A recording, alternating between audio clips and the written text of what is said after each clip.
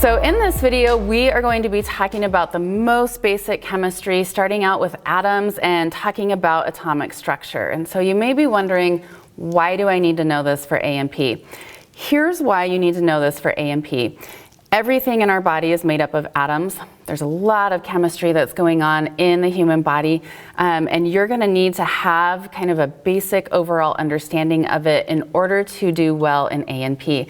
It's going to keep coming up over and over in the entire A&P series. So what I want to do is kind of start from the ground level, assuming that you have no chemistry background whatsoever, and talk about what atoms are, so kind of define them, and then also teach you about what's known as the Bohr model. So the Bohr model is a model that scientists have come up with that kind of represents what an atom would actually look like. So my definition of an atom is it's the smallest unit of matter. Everything in the world, everything in our bodies is made up of atoms. One of the elements out there that many of you are probably familiar with, maybe you have some jewelry made out of it, is gold. And so if we were to talk about the smallest unit of gold, the smallest unit of gold is an atom of gold. If you look over here, I've got what's known as a Bohr model drawn, and this is just, again, a scientist's way of representing what an atom actually looks like. These are teeny tiny, not observable, even with the most powerful microscopes that we have, and so we don't have pictures of them, but we do have these representations that scientists have come up with. So what I've drawn here is an atom of an element known as lithium. And if you're familiar with the periodic table, you know that it's composed of all of these little blocks that represent all of the known atoms. So here's what the block of lithium would look like from the periodic table. And there's a few things that as an A&P student, you need to know about these atoms.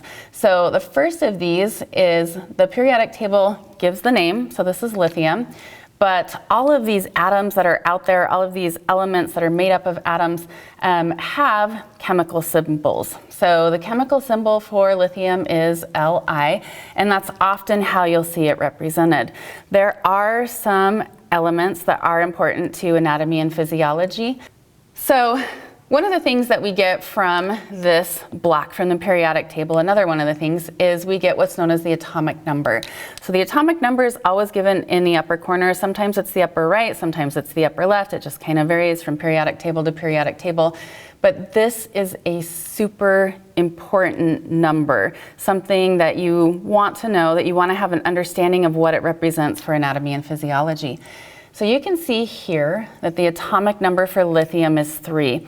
And the atomic number basically is the number of protons in the nucleus of the atom. So if you're really just starting out with kind of basic chemistry, no background yet, you're probably also wondering, okay, what's the nucleus? What are protons? So that's what I want to go into next, using our Bohr model to kind of describe that to you. So here's a representation of lithium. Right here, we have this dense central core of this atom, which is known as the nucleus. Okay, so that's the nucleus that I referred to. And I mentioned previously that inside of the nucleus, we have these particles, which are known as protons. So there's a few things that you should know about protons. First of all, they're always found in the nucleus, so in that center part of an atom. And secondly, they are positively charged.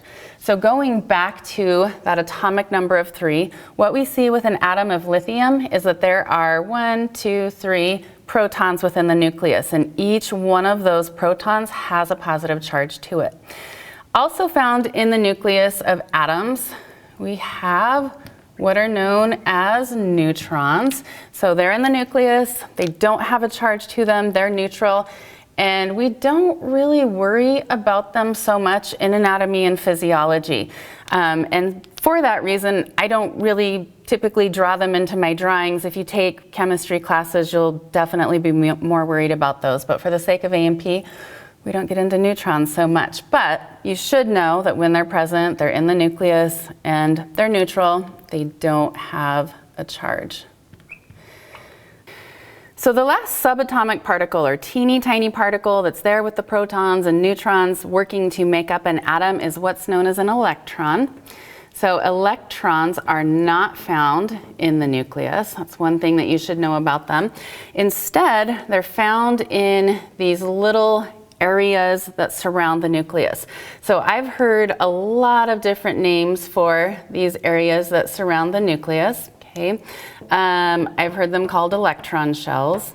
I've heard them called orbital shells. I've heard them called just orbitals. I've heard them called electron orbitals, and all sorts of different things. So don't let that confuse you. Basically, this is the area surrounding the nucleus of an atom where we find the electrons. And the other thing that you should know about these electrons is that they have a negative charge to them. So we talked about lithium and its atomic number. The number of protons or positive charges in the nucleus is 3. What I want you to notice is it also has 1, 2, 3 electrons. So what we see with atoms is they always have equal numbers of protons, equal numbers of electrons. So there's equal positive charges and negative charges, and that means that an atom overall is going to have a neutral charge. It doesn't have a charge to it in normal circumstances. With an upcoming video, we're going to talk about an exception to that and why we get exceptions to that. But in normal circumstances, again, these atoms do not have a charge because the number of positive protons is going to kind of cancel out, if you will, the number of negative electrons, and there's no charge on the atoms. So I've talked a little bit about the Bohr model, talked a little bit about the protons, the neutrons, the electrons, where each of these are going to go.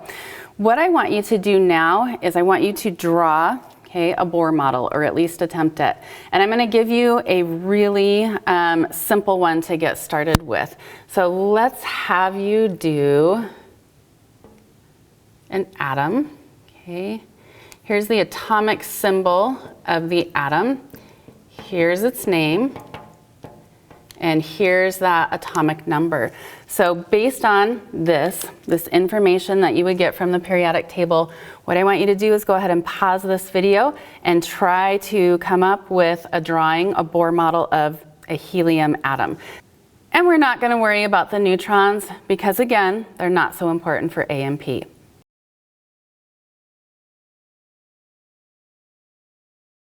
So hopefully you paused this video and took a chance at drawing a Bohr model of helium. What I want to do now is kind of review that with you to make sure that we're all on the same page and understanding this. So one of the things that you would have gotten from this little block from the periodic table is that the atomic number of helium is 2. So that means that helium has 2 protons, and those protons should go in the nucleus. And because we know that it has 2 protons, that means it also has 2 electrons. So here's how those electrons would actually be assigned. Both of them are going to go in this first orbital shell that we have here. So we haven't really gotten into orbital shells yet, and we haven't gotten into actually assigning electrons to orbital shells. If you came up with this, that's perfect, that's great. You may have drawn electrons doing something else because you weren't quite sure where in these orbital shells they go. And that's actually what we're going to get into next with our next video, is assigning electrons to orbital shells and how that actually works.